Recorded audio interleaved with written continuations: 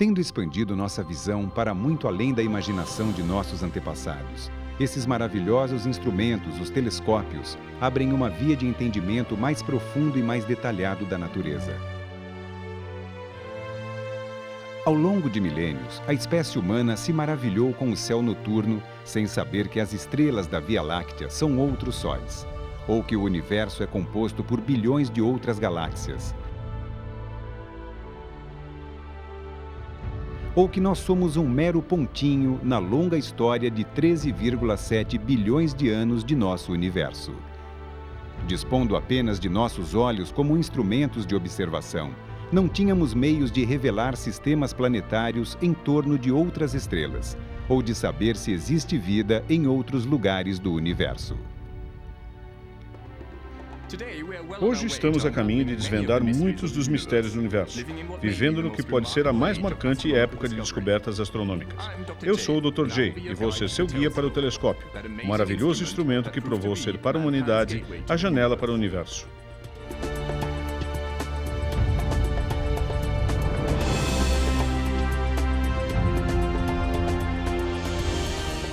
Novas visões do céu. 4 séculos atrás, em 1609, um homem saiu para o campo perto de sua casa. Ele apontou seu telescópio caseiro para a Lua, planetas e estrelas. Seu nome é Galileu Galilei. Depois disso, a astronomia nunca seria mais a mesma.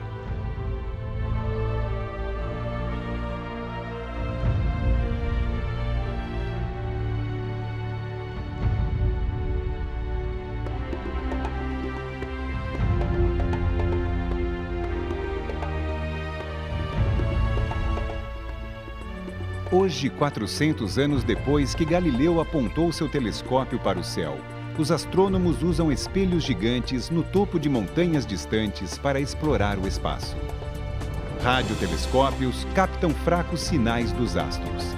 Cientistas lançaram telescópios ao espaço para fora da atmosfera terrestre que produz distorções.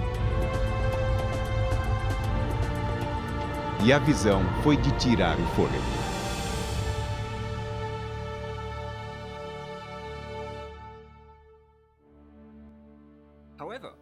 Entretanto, Galileu não inventou de fato o telescópio. Isso deve ser acreditado a Hans Lippershey, um desconhecido fabricante de óculos de origem holandesa germânica. Hans Lippershey nunca usou seu telescópio para olhar o céu. Ele julgava que sua invenção iria beneficiar principalmente soldados e marinheiros. Lippershey veio de Middelburg, na época um grande centro comercial para a nascente República Alemã.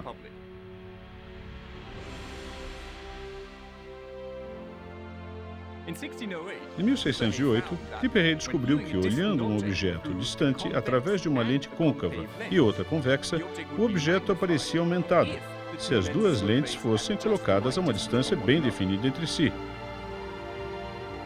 Tinha nascido o telescópio. Em setembro de 1608, Lippershey apresentou sua invenção ao príncipe Maurits da Holanda. Ele não poderia ter escolhido um momento melhor, porque naquela época a Holanda estava envolvida na Guerra dos 80 anos com a Espanha.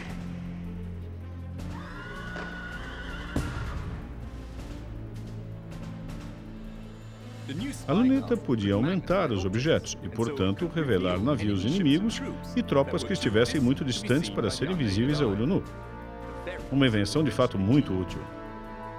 Entretanto, o governo holandês nunca concedeu a Lippershey a patente para seu telescópio. O motivo era que outros mercadores também disputavam a invenção, especialmente Zacharias Janssen, concorrente de Lippershey. A disputa nunca foi resolvida. Assim, até hoje, a verdadeira origem do telescópio permanece envolta em mistério. O astrônomo italiano Galileu Galilei, o pai da física moderna, ouviu falar do telescópio e resolveu fabricar um. Há uns 10 meses atrás, uma notícia chegou a meus ouvidos de que um certo Flamengo construiu uma luneta, através da qual objetos visíveis, mas muito distantes do olho do observador, apareciam nítidos como se estivessem próximos. Galileu era o maior cientista de seu tempo. Ele era também um forte defensor da nova visão de mundo do astrônomo polonês Nicolau Copérnico, que havia proposto que a Terra orbitava em torno do Sol ao invés do contrário. Baseado no que havia escutado sobre o telescópio holandês, Galileu construiu seus próprios instrumentos. Eles eram de qualidade superior. Finalmente, não economizando despesas ou trabalho, eu consegui construir, por mim mesmo, um instrumento tão bom que objetos vistos através dele apareciam cerca de 1000 vezes maiores que quando vistos a olho nu. Era hora de apontar seu telescópio para o céu. Cheguei à conclusão de que a superfície da Lua não é lisa, uniforme ou perfeitamente esférica, como um grande número de filósofos acreditam que ela seja, mas é irregular, rugosa e cheia de cavidades e saliências não muito diferente da face da Terra.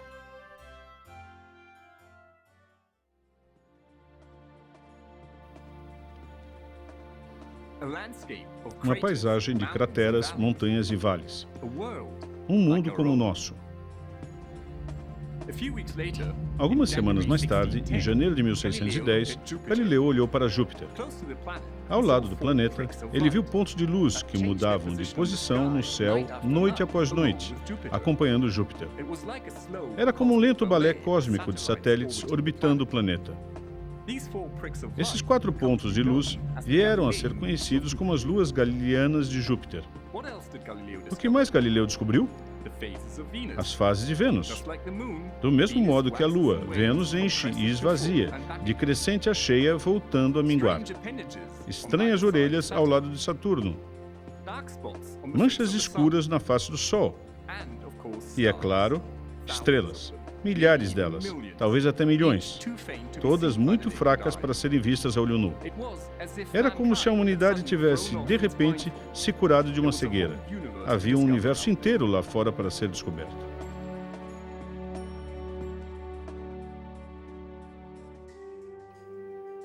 Notícias sobre o telescópio correram pela Europa como um incêndio. Em Praga, na corte do imperador Rudolf II, Johannes Kepler melhorou o projeto do instrumento. Na Antuérpia, o cartógrafo holandês Michael van Langren produziu o primeiro mapa da Lua, mostrando o que ele acreditava serem continentes e oceanos. Johannes Revilius, um próspero dono de cervejaria na Polônia, construiu grandes telescópios em seu observatório em Danzig. Esse observatório era tão grande que cobria 3 andares. Mas o melhor instrumento da época foi provavelmente construído por Christian Huygens, na Holanda. Em 1655, Huygens descobriu Titã, a maior lua de Saturno. Poucos anos depois, suas observações revelaram o sistema de anéis de Saturno, algo que Galileu nunca havia entendido. E por fim, Huygens viu marcas escuras e calotas polares brilhantes em Marte. Poderia existir vida nesse remoto mundo alienígena? Os astrônomos se fazem essa pergunta até hoje. Os primeiros telescópios eram todos refratores, que usavam lentes para coletar e focalizar a luz. Mais tarde, as lentes foram substituídas por espelhos. O primeiro telescópio refletor foi construído por Nicolau Zucchi e mais tarde aperfeiçoado por Isaac Newton. No final do século XVIII, o maior espelho do mundo foi fabricado por William Herschel, um músico que virou astrônomo e trabalhou neste campo com sua irmã Caroline. Na casa deles, em Bath, Inglaterra, os Herschels despejavam metal derretido num molde e, quando ele esfriava, eles poliam a superfície de modo que ela refletisse a luz das estrelas. Ao longo de sua vida, Herschel construiu mais de 400 telescópios.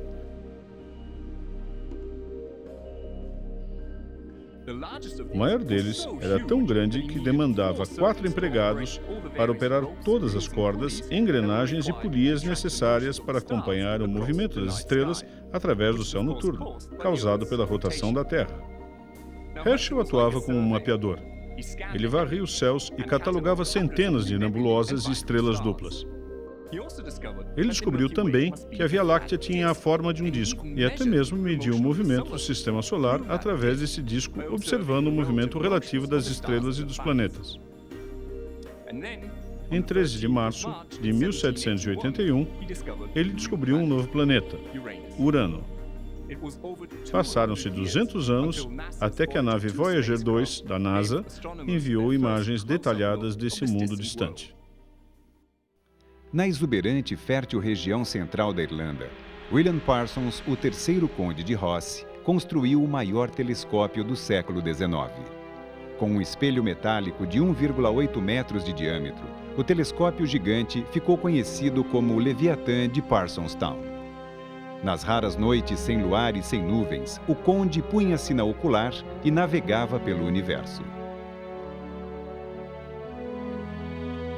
Da nebulosa de Órion, hoje conhecida como um berçário de estrelas, a misteriosa nebulosa do Caranguejo, um resto de explosão de supernova.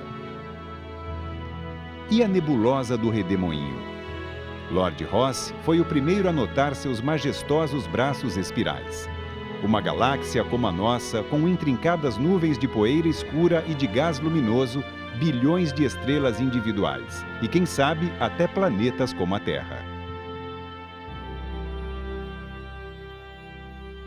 O telescópio tinha se tornado uma nave para explorar o universo.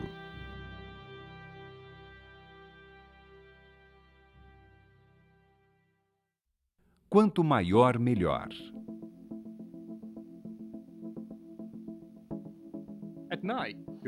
À noite, seus olhos se adaptam ao escuro. Suas pupilas se alargam para deixar entrar mais luz nos olhos. Como resultado, você pode enxergar estrelas mais fracas. Agora imagine que você tivesse pupilas de 1 metro de diâmetro.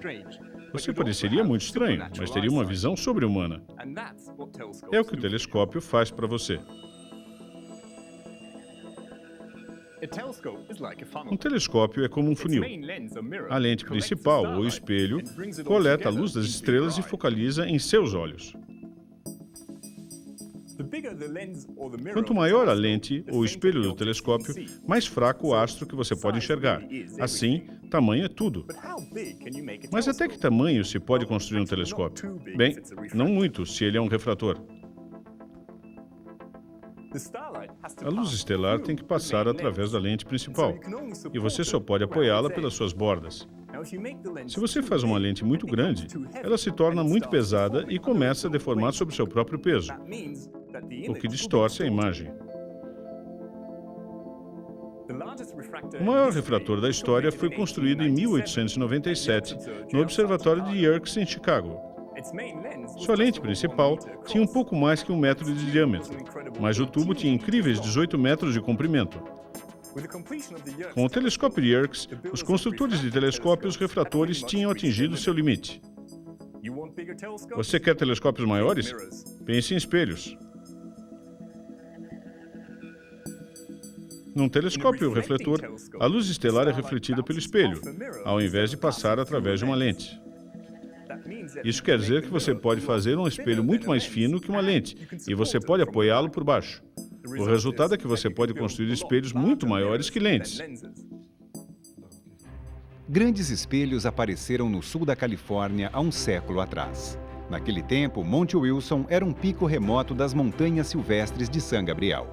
O céu era limpo e as noites escuras. Ali, George Ellery Hale construiu pela primeira vez um telescópio de 1,5 metros de diâmetro. Menor que o aposentado Leviatã de Lord Rosse, ele tinha qualidade muito melhor, e o local era muito melhor também. Hale pediu ao homem de negócios John Hooker para financiar um telescópio de 2,5 metros. Toneladas de vidro e aço foram transportadas para Monte Wilson. O telescópio Hooker foi concluído em 1917. Ele foi o maior telescópio do mundo pelos 30 anos seguintes. Uma grande peça de artilharia pronta para atacar o universo.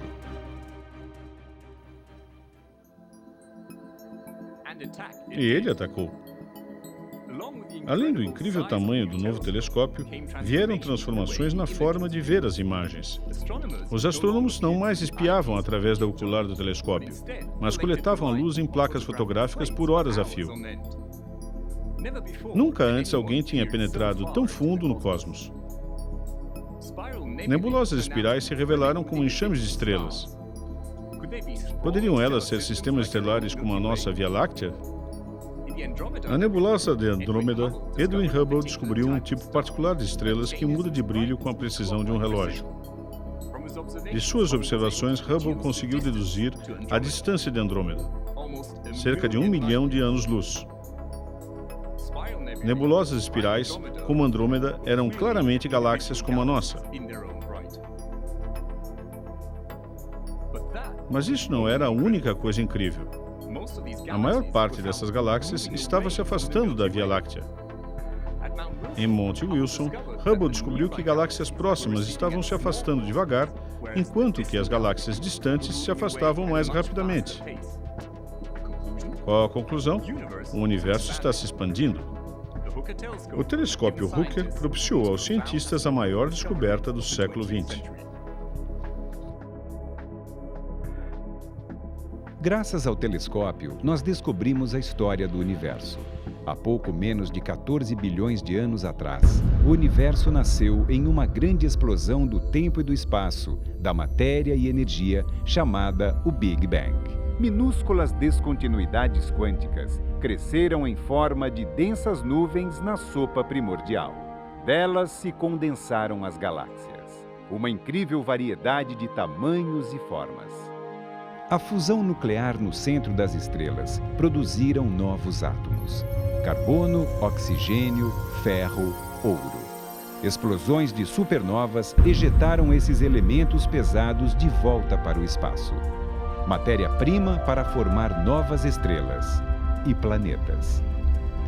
Em um certo momento, em algum lugar e de alguma forma, moléculas orgânicas simples evoluíram para organismos vivos.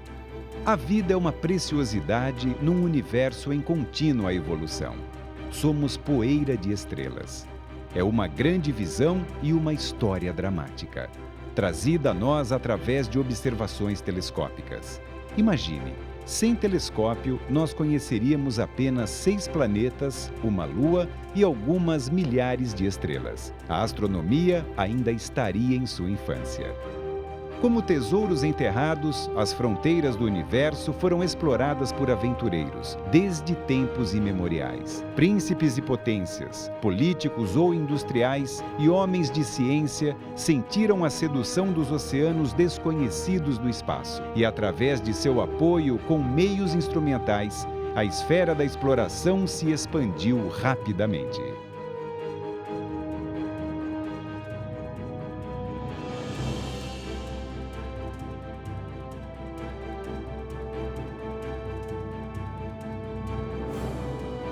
George Ellery Hale tinha um último sonho, o de construir um telescópio 2 vezes maior que o recorde anterior. Construiu a grande velha senhora da astronomia do século XX, o telescópio Hale de 5 metros no Monte Palomar. Toneladas de peso em movimento e tão precisamente balanceada que se move com a graciosidade de uma bailarina. Seu espelho de 40 toneladas revelam estrelas 40 milhões de vezes mais fracas do que o olho pode enxergar. Concluído em 1948, o telescópio Hale gerou visões sem precedentes de planetas, aglomerados de estrelas, nebulosas e galáxias. O gigante Júpiter com suas numerosas luas. A bela nebulosa da Chama. Delicados filamentos de gás na nebulosa de Órion.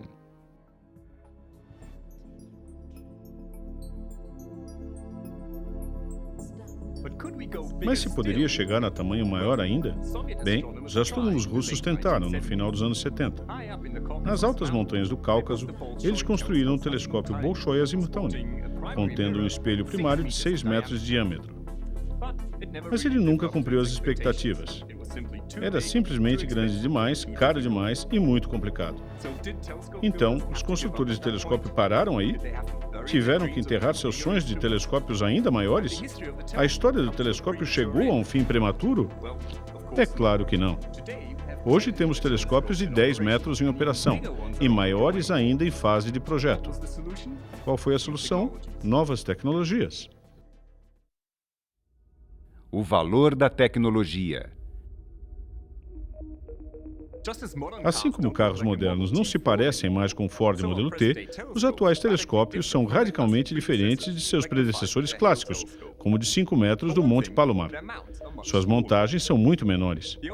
O estilo antigo é equatorial, onde um dos eixos é sempre montado paralelamente ao eixo de rotação da Terra. Para manter o acompanhamento do movimento celeste, o telescópio simplesmente tem que rodar em torno desse eixo à mesma velocidade que a Terra gira. Fácil, mas demanda muito espaço. A montagem alta-azimutal moderna é muito mais compacta. Com uma montagem destas, o telescópio é apontado como um canhão. Escolhe-se a direção, a altitude e pronto. O problema é manter o acompanhamento do movimento celeste. O telescópio tem que girar em torno de ambos os eixos com velocidades variáveis. Essencialmente, isso só se tornou possível com o controle por computador. Uma montagem menor é mais barata. Ainda mais, ela cabe numa cúpula menor, que reduz ainda mais os custos e melhora a qualidade de imagem. Veja os telescópios gêmeos Keck do Havaí, por exemplo. Embora seus espelhos de 10 metros sejam 2 vezes maiores que o Hale, eles cabem em cúpulas menores que a do Monte Palomar. Os espelhos também evoluíram. Eles costumavam ser grossos e pesados. Agora eles são finos e leves. Cápsulas para espelhos de diversos metros de diâmetro são introduzidos em fornos rotatórios gigantes e são mais finos que 20 centímetros. Uma estrutura de suporte complexa impede o espelho fino de rachar sobre seu próprio peso.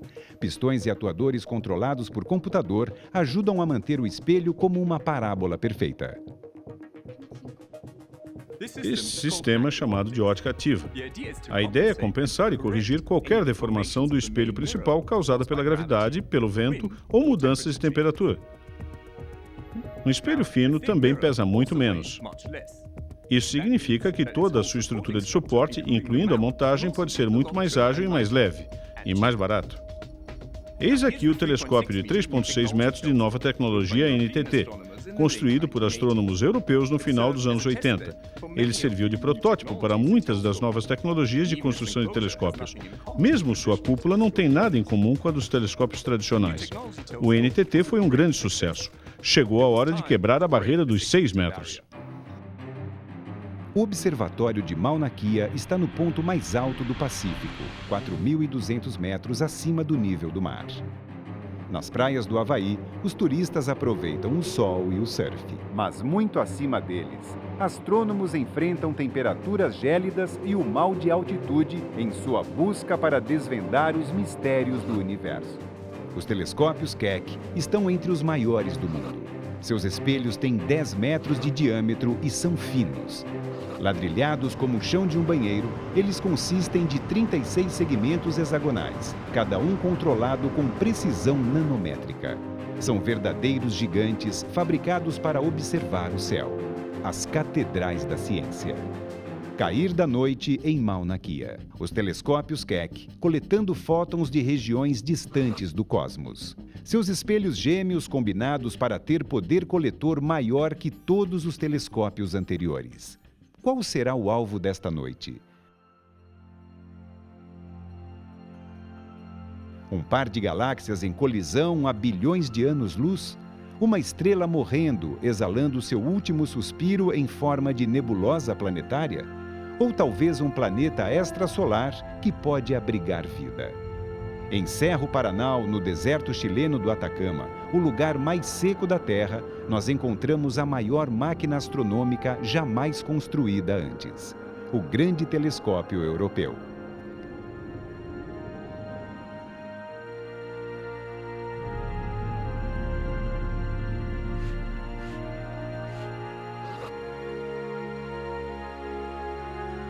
O VLT é realmente 4 telescópios em um, cada um abrigando um espelho de 8,2 metros. Antu, Cueien, Melipau e Epum, nomes dos nativos Mapuche para o Sol, a Lua, o Cruzeiro do Sul e Vênus. Os espelhos gigantes foram fabricados na Alemanha, polidos na França, despachados para o Chile e então transportados lentamente através do deserto. Ao pôr do sol, as cúpulas dos telescópios se abrem. A luz das estrelas chove nos espelhos do VLT. Novas descobertas são feitas. Um laser corta o céu noturno, projetando uma estrela artificial na atmosfera 90 quilômetros acima de nossas cabeças. Sensores de frente e de onda medem o quanto a imagem da estrela está deformada pela turbulência atmosférica. Então, computadores rápidos dizem para os espelhos flexíveis o quanto eles devem se deformar para corrigir a distorção, de fato, corrigindo as estrelas. Esta é a chamada ótica adaptativa e é o grande truque de mágica da astronomia atual. Sem ela, nossa visão do universo permaneceria borrada pela atmosfera. Mas com ela, as imagens são nítidas. A outra peça da sabedoria astronômica é conhecida como interferometria. A ideia é pegar a luz de dois telescópios separados e juntá-las num único ponto, preservando os deslocamentos relativos entre as ondas luminosas. Se isso for feito com precisão suficiente, o resultado é que os dois telescópios agem como se fossem partes de um único espelho colossal, tão grande quanto a distância entre eles. De fato, a interferometria dá ao telescópio uma visão aquilina. Ela permite a telescópios menores revelar detalhes que seriam visíveis somente por telescópios muito maiores. Os telescópios gêmeos Keck e Mauna Kea trabalham regularmente no modo interferométrico. No caso do VLT, todos os 4 telescópios podem trabalhar juntos. Outros telescópios auxiliares menores podem também se juntar aos maiores para melhorar ainda mais a nitidez da imagem. Outros grandes telescópios podem ser vistos em outros lugares da Terra. O Subaru e Gemini Norte em Mauna Kea, o Gemini Sul e os telescópios Magellan no Chile. O grande telescópio binocular no Arizona. Eles estão nos melhores sítios existentes, altos e secos, límpidos e escuros. Seus olhos são tão grandes quanto piscinas, todos equipados com ótica adaptativa para neutralizar os efeitos de borramento da atmosfera. E algumas vezes eles podem ter a resolução de um gigante graças à interferometria. Eis o que eles nos mostraram: planetas, nebulosas, o tamanho real e formas achatadas de algumas estrelas, um planeta frio orbitando uma anã marrom, e estrelas gigantes circulando em torno do centro da Via Láctea, governadas pela gravidade de um buraco negro supermassivo. Nós caminhamos um bocado desde os dias de Galileu. Da prata ao silício. Há 400 anos atrás, quando Galileu Galilei queria mostrar aos outros o que ele viu através do seu telescópio, ele precisou fazer desenhos. A face enrugada da Lua, a dança dos satélites jovianos, as manchas solares ou as estrelas em Órion. Ele publicou os desenhos no livrinho O Mensageiro das Estrelas. Esta era a única forma com que ele podia compartilhar suas descobertas com os outros. Ao longo dos 2 séculos seguintes, os astrônomos tinham que ser também artistas. Espiando através das oculares, eles fizeram detalhados desenhos do que viam: a chocante paisagem lunar, uma tempestade na atmosfera de Júpiter, os sutis filamentos de gás em nebulosas distantes. Algumas vezes, eles exageraram o que viam: estruturas lineares escuras na superfície de Marte que pensaram serem canais, sugerindo uma civilização na superfície do planeta vermelho. Sabemos hoje que os canais eram apenas ilusão de ótica. O que os astrônomos realmente precisavam era de uma forma objetiva de registrar a luz coletada pelo telescópio sem que a informação tivesse que passar antes pelos seus cérebros e suas penas de desenho. A fotografia chegou para resolver o problema. O primeiro daguerreótipo da Lua foi feito em 1840 por Henry Draper. A fotografia tinha apenas 15 anos de vida, mas os astrônomos já tinham avaliado seu potencial revolucionário. Como funciona a fotografia? Bem, a emulsão sensível da placa fotográfica contém pequenos grãos de óxido de prata. Quando expostos à luz, eles ficam pretos. Assim, formam uma imagem negativa dos astros com estrelas negras sobre um fundo branco. A vantagem maior é que a placa fotográfica pode ser exposta por horas a fio. Quando você usa seus próprios olhos para o céu noturno, uma vez que adaptados à escuridão, você não enxerga mais e mais estrelas simplesmente por olhar mais tempo. Mas com a placa fotográfica você pode fazer isto. Você pode coletar e somar a luz ao longo de horas. Assim, exposições longas revelam mais e mais estrelas. E mais, e mais, e mais ainda. Nos anos 50, o telescópio Schmidt do Observatório de Palomar foi usado para fotografar todo o céu do hemisfério norte. Quase 2.000 placas fotográficas, cada uma exposta por 1 hora. Um tesouro cheio de descobertas. A fotografia transformou a astronomia em uma verdadeira ciência. Objetiva, mensurável e reprodutível. Mas a prata era pouco sensível. Você tinha que ter paciência. A revolução digital mudou tudo isso. O silício tomou o lugar da prata. Os pixels substituíram os grãos. Mesmo em câmaras comerciais, não se usam mais filmes fotográficos. As imagens são registradas num chip sensível à luz, um aparelho de cargas acopladas ou CCD para ser mais breve. CCDs profissionais são extremamente eficientes e são ainda melhores quando refrigerados muito abaixo de 0 graus usando nitrogênio líquido. Praticamente todos os fótons são registrados. Como resultado, os tempos de exposição podem ser muito mais curtos. O que o mapeamento celeste do Palomar fazia em 1 hora pode ser feito em minutos com um CCD, usando um telescópio menor. A revolução do silício ainda não terminou. Os astrônomos têm construído câmaras CCD enormes com centenas de milhões de pixels. E tem mais por vir. A grande vantagem das imagens digitais é que elas são digitais. Elas são adequadas para serem processadas por computadores. Os astrônomos usam software especializado para processar suas observações do céu. Alongando ou aumentando o contraste, revelam-se as estruturas mais tênues de nebulosas e galáxias.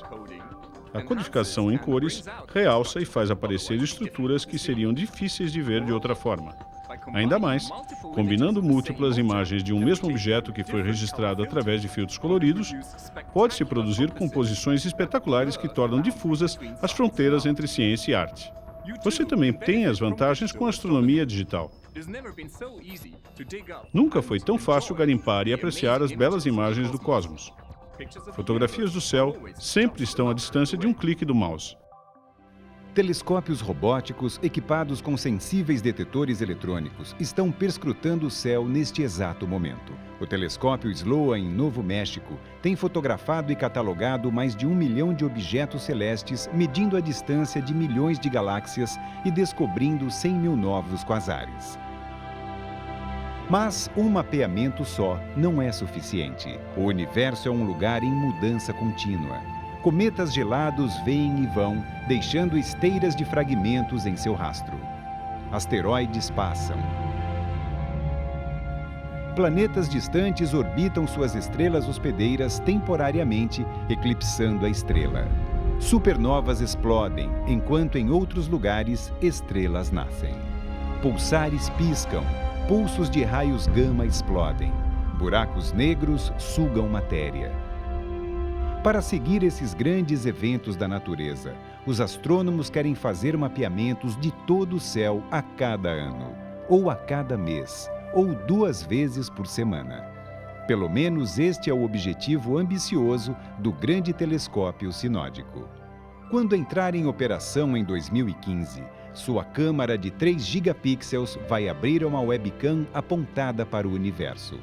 Mais do que realizando os sonhos dos astrônomos, este telescópio refletor vai fotografar quase o céu inteiro a cada 3 noites. Enxergando o invisível. Quando você ouve uma peça musical, seus ouvidos registram a ampla faixa de frequências, desde os sons mais graves dos baixos até as vibrações mais agudas. Agora imagine que seus ouvidos só fossem sensíveis a uma estreita faixa de frequências. Você perderia a maior parte das boas coisas. Esta é essencialmente a situação que se coloca para os astrônomos. Seus olhos são sensíveis apenas a uma faixa estreita de frequências luminosas, a luz visível. Somos cegos para todas as demais faixas de radiação eletromagnética. Contudo, existem muitos astros no universo que emitem radiação em outras faixas do espectro eletromagnético. Por exemplo, em 1930 foi descoberto por acaso que existem ondas de rádio que provêm das profundezas do espaço. Algumas dessas ondas têm a mesma frequência de sua estação de rádio favorita, mas elas são fracas e, na verdade, é claro, não existe nada reconhecível. Para sintonizar no universo rádio, você precisa de algum tipo de receptor, um radiotelescópio. O radiotelescópio é simplesmente uma antena parabólica, exceto para as ondas mais longas, da mesma forma que o espelho principal de um telescópio óptico. Mas devido a que as ondas de rádio são tão mais longas que as da luz visível, a superfície da parábola não precisa ser tão uniforme quanto a de um espelho. Este é o motivo pelo qual é tão mais fácil construir um grande radiotelescópio que um grande telescópio óptico. Ainda mais, em ondas de rádio, é muito mais fácil fazer interferometria, ou seja, aumentar o nível de detalhes que podem ser vistos quando se combina a luz de dois telescópios separados, como se eles fizessem parte de uma única antena gigante. O Very Large Array no Novo México, por exemplo, consiste de 27 antenas separadas, cada uma medindo 25 metros de diâmetro. Cada antena pode ser movimentada individualmente e, em sua configuração de máxima extensão, o disco virtual simulado pelo conjunto mede 36 quilômetros de diâmetro. Qual é a aparência do universo em ondas de rádio? Para começar, nosso Sol brilha fortemente em ondas de rádio. Isso ocorre também com o centro da Via Láctea. Mas tem mais. Pulsares são corpos estelares muito densos que emitem ondas de rádio somente dentro de um feixe muito estreito. Eles giram a velocidades de até centenas de revoluções por segundo.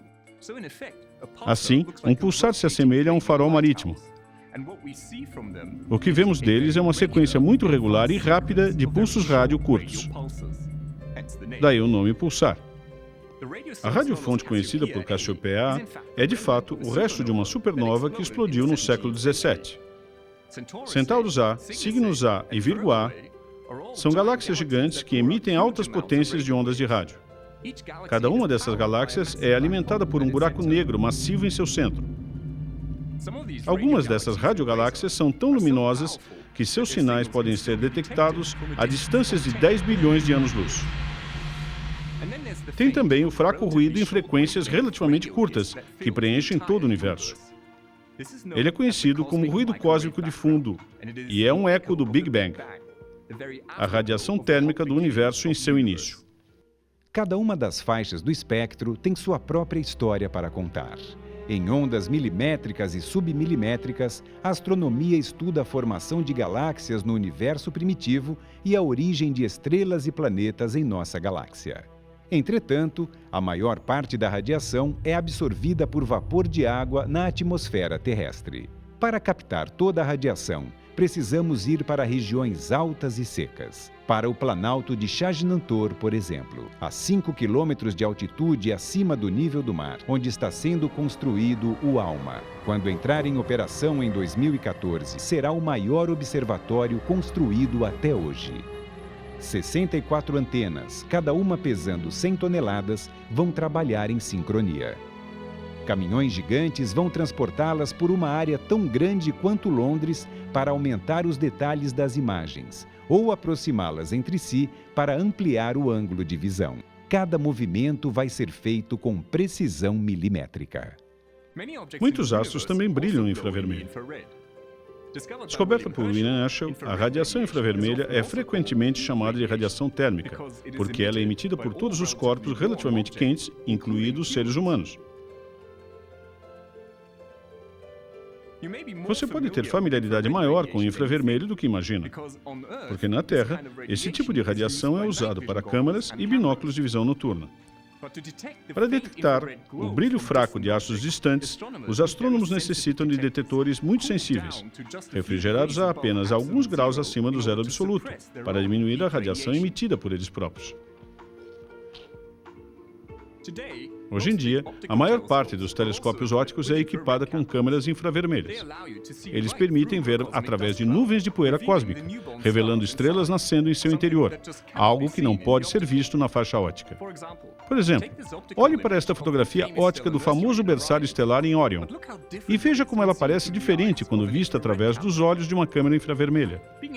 Ver no infravermelho é também muito instrutivo, quando se estudam as galáxias muito distantes.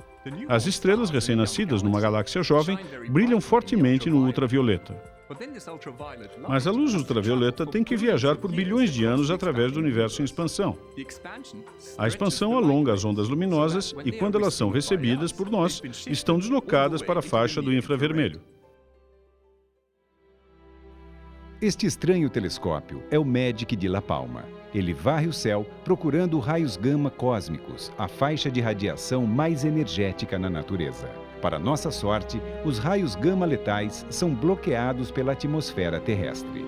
Mas eles deixam rastros para trás, que os astrônomos podem estudar.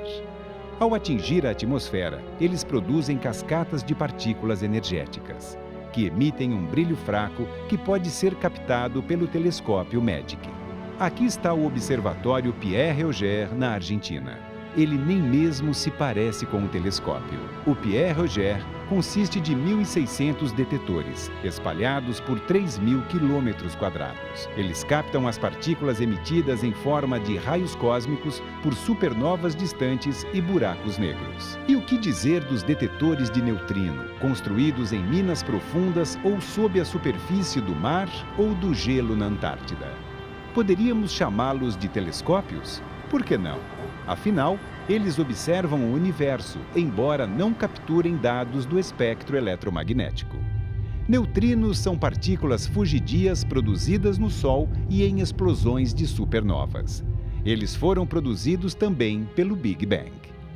Diferentemente de outras partículas elementares, os neutrinos podem atravessar a matéria comum, viajar perto da velocidade da luz e não têm carga elétrica. Embora sejam difíceis de estudar, eles são abundantes. A cada segundo, 50 trilhões de eletroneutrinos vindos do Sol passam através de seu corpo. Finalmente, astrônomos e físicos juntaram forças para construir detetores de ondas gravitacionais. Esses telescópios não observam a radiação ou capturam partículas. Eles medem minúsculas deformações na própria estrutura do espaço-tempo, um efeito previsto pela teoria da relatividade de Einstein. Com essa espetacular variedade de instrumentos, os astrônomos abriram todo o espectro da radiação eletromagnética e se aventuraram mais além. Entretanto, algumas observações simplesmente não podem ser feitas a partir do solo. Qual a saída? Telescópios espaciais.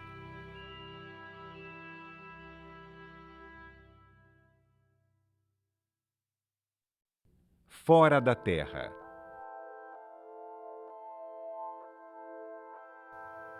O telescópio espacial Hubble é o mais famoso telescópio da história, por uma boa razão.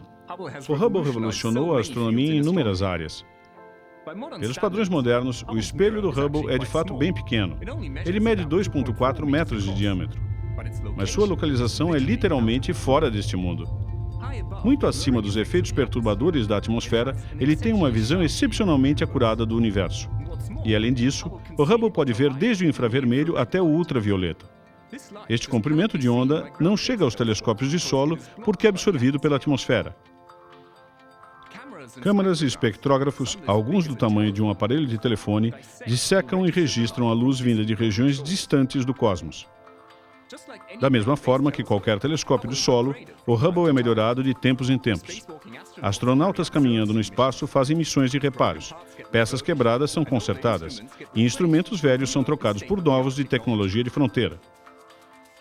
O Hubble se tornou um meio poderoso da astronomia observacional e transformou nossa maneira de ver o cosmos. Com seu olhar agudo, o Hubble observou mudanças de estações em Marte, um impacto de cometa em Júpiter, uma visão equatorial dos anéis de Saturno e mesmo a superfície do minúsculo Plutão. Ele revelou o ciclo de vida das estrelas, de seu nascimento e infância em berçários envoltos por nuvens de gás, até sua despedida final, como delicadas nebulosas, lentamente sopradas ao espaço por estrelas moribundas ou gigantescas explosões de supernovas que superam o brilho da galáxia hospedeira. Embebidos na nebulosa de Órion, o Hubble viu o cenário de novos sistemas solares, discos poeirentos em volta de estrelas recém-nascidas que podem em breve se condensar em planetas.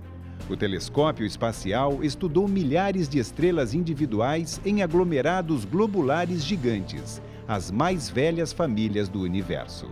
E galáxias, é claro. Nunca antes os astrônomos tinham tido uma visão tão detalhada.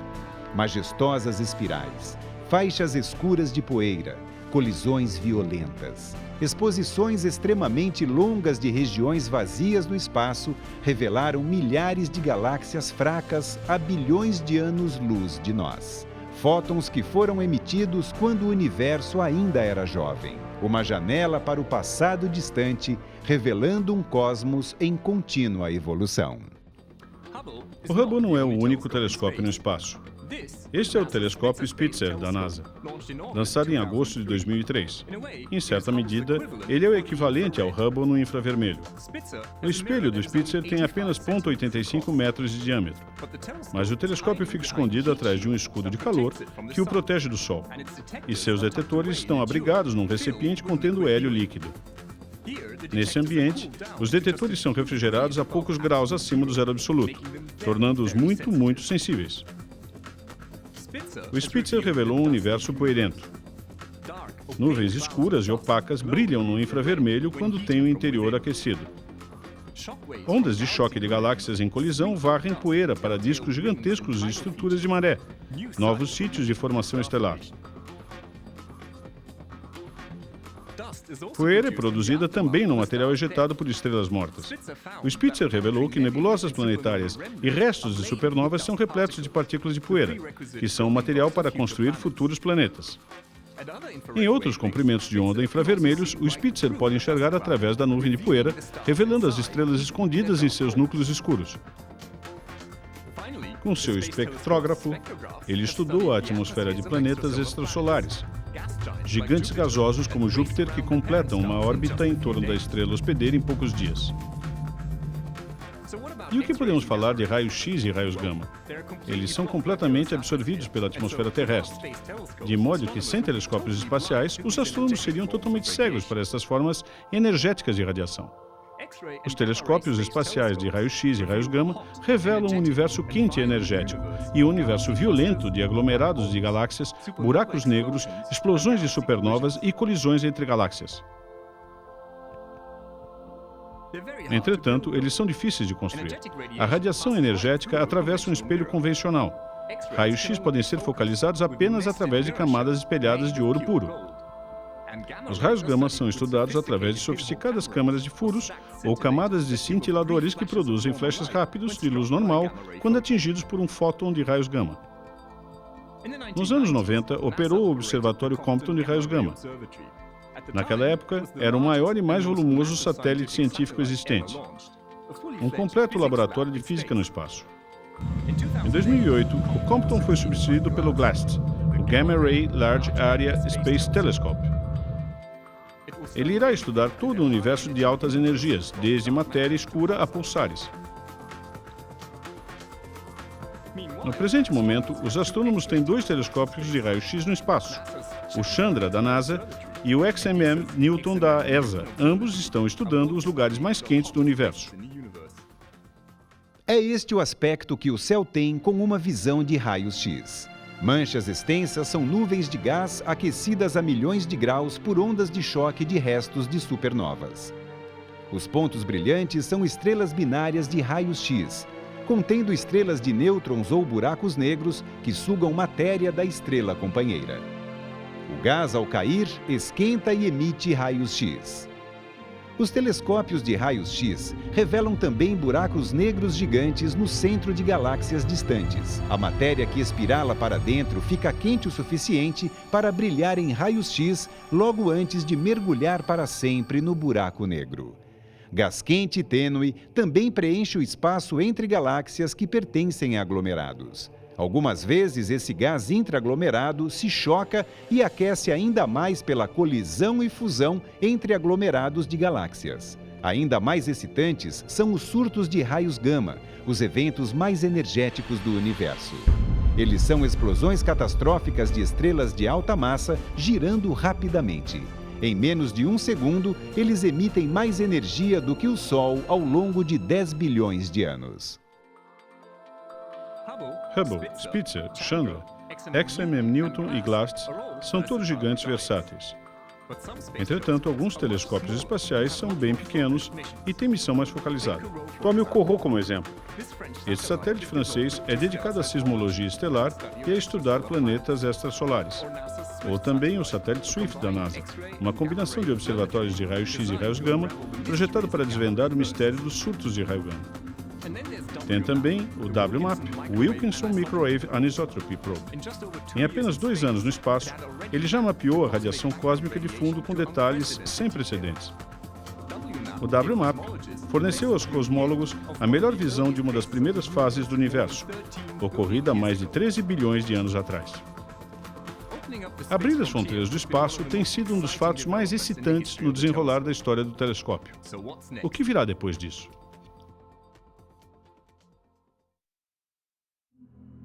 O que vem a seguir? No Arizona, o primeiro espelho está sendo moldado para o telescópio gigante Magellan. Esse imenso instrumento será erigido no Observatório de Las Campanas, no Chile. Seus 7 espelhos, cada um maior que 8 metros de diâmetro, serão arranjados como pétalas de uma flor. Em conjunto, eles vão capturar mais que 4 vezes a quantidade de luz coletada pelos maiores telescópios em operação. O telescópio californiano de 30 metros, TMT, planejado para 2015, é uma versão gigante do Keck. Centenas de segmentos individuais formam um espelho enorme tão alto quanto um prédio de 6 andares. Na Europa, os planos estão prontos para o ELT, European Extremely Large Telescope. Com 42 metros de diâmetro, seu espelho terá área igual à de uma piscina olímpica, o dobro da do telescópio de 30 metros. Esses futuros monstros, otimizados para o infravermelho, serão todos equipados com instrumentos sofisticados e ótica adaptativa. Eles deverão revelar a primeira geração de galáxias e estrelas na história do universo. Mais que isso, eles poderão nos fornecer a primeira imagem de um planeta rochoso em outro sistema solar. Para os radioastrônomos, 42 metros é pouco. Eles conjugam muitos instrumentos pequenos para sintetizar um receptor muito maior. Na Holanda, o Low Frequency Array, ou LOFAR, está em construção. 30 mil antenas serão conectadas a um supercomputador central através de fibra ótica. O novo projeto não terá partes móveis e, mesmo assim, poderá observar simultaneamente em 8 diferentes direções. A tecnologia do LOFAR provavelmente será usada no SKA, Square Kilometre Array, que agora encabeça a lista de desejos dos radioastrônomos. O SKA será construído na Austrália ou na África do Sul. Grandes antenas parabólicas e receptores pequenos serão conjugados para gerar visões incrivelmente detalhadas do céu. Com a área coletora de 1 km², o SKA será de longe o instrumento de rádio mais sensível construído até hoje. Galáxias em evolução, quasares luminosos, pulsares. Nenhuma fonte de ondas de rádio escapará dos olhos espiões do Square Kilometre Array. O instrumento procurará até por possíveis sinais de comunicação extraterrestre. O que falar sobre o telescópio espacial? Depois da 5ª e última missão de serviços, o telescópio espacial, o Hubble, ficará em operação até por volta de 2013. Por essa época, será lançado seu sucessor. O telescópio espacial James Webb, um observatório orbital de infravermelho, foi batizado com o nome de um administrador da NASA. Quando estiver no espaço, seu espelho segmentado de 6,5 metros se abrirá como uma flor desabrochando e será 7 vezes mais sensível que o Hubble. Um grande anteparo mantém a ótica e os instrumentos de baixa temperatura em sombra permanente, permitindo que sejam operados a menos 233 graus Celsius. O James Webb Space Telescope não estará orbitando a Terra. Ele estará estacionado a 1,5 milhões de quilômetros de nosso planeta em órbita em torno do Sol. Há meio século atrás, o telescópio do Monte Palomar era o maior da história. Agora, um outro ainda maior estará voando nas profundezas do espaço. Só podemos especular sobre as excitantes descobertas que ele fará. Fique ligado! Nesse meio tempo, engenheiros criativos apresentaram o mais revolucionário desenho de um espelho em todos os tempos. No Canadá, cientistas construíram o assim chamado telescópio de espelho líquido. Nesse tipo de telescópio, a luz é refletida não por um espelho sólido, mas pela superfície curva de um reservatório de mercúrio líquido em rotação. Por causa de seu desenho, os telescópios de mercúrio só podem olhar para cima, na vertical, mas sua vantagem é que eles são relativamente baratos e fáceis de construir. Os radioastrônomos querem colocar uma rede de pequenas antenas do tipo LOFAR na superfície da Lua, tão longe quanto possível das fontes terrestres de interferência. Quem sabe um dia existirá um grande telescópio óptico no lado oculto da Lua. Usando telescópios espaciais e discos de ocultação, os astrônomos de raio-x esperam melhorar muito sua acuidade visual num futuro próximo. Eles poderiam conseguir fotografar as bordas de um buraco negro. Um dia, o telescópio poderá responder a uma das mais profundas perguntas da humanidade. Estamos sós no universo? Sabemos que existem outros sistemas solares no espaço. Suspeitamos que existam planetas parecidos com a Terra, com água líquida. Mas existe vida ali? Localizar esse tipo de planetas extrasolar é muito difícil. Eles são ofuscados pelo brilho intenso da luz emitida pela estrela hospedeira. Interferômetros lançados no espaço escuro poderão resolver este problema. Neste momento, a NASA está analisando um projeto chamado Procurador de Planetas Terrestres, ou TPF. Do mesmo modo, na Europa, os cientistas estão projetando o Darwin, uma frota de 6 telescópios espaciais orbitando o Sol. Suas distâncias relativas serão controladas por laser com precisão nanométrica. Conjugados, eles terão um incrível poder resolvente, cancelando a luz da estrela central e deixando ver apenas os planetas rochosos em torno da estrela. Depois disso, os astrônomos precisarão estudar a luz refletida pelo planeta. Ela traz a impressão digital da composição da atmosfera do planeta. Quem sabe, dentro de 15 anos, poderíamos detectar a assinatura do oxigênio, metano e ozônio. Eles são a assinatura de atividade biológica. O universo é cheio de surpresas. O céu nunca para de impressionar. Não é de admirar que centenas de milhares de astrônomos amadores em toda a Terra, a cada noite limpa, se maravilham com o cosmos. Seus instrumentos são muito melhores que os que foram usados por Galileu. Suas imagens digitais superam mesmo as que eram tomadas por astrônomos profissionais há algumas décadas. Os astrônomos almejam uma compreensão cósmica. Sua exploração telescópica do universo só tem 400 anos. Tem ainda um grande território não mapeado lá fora.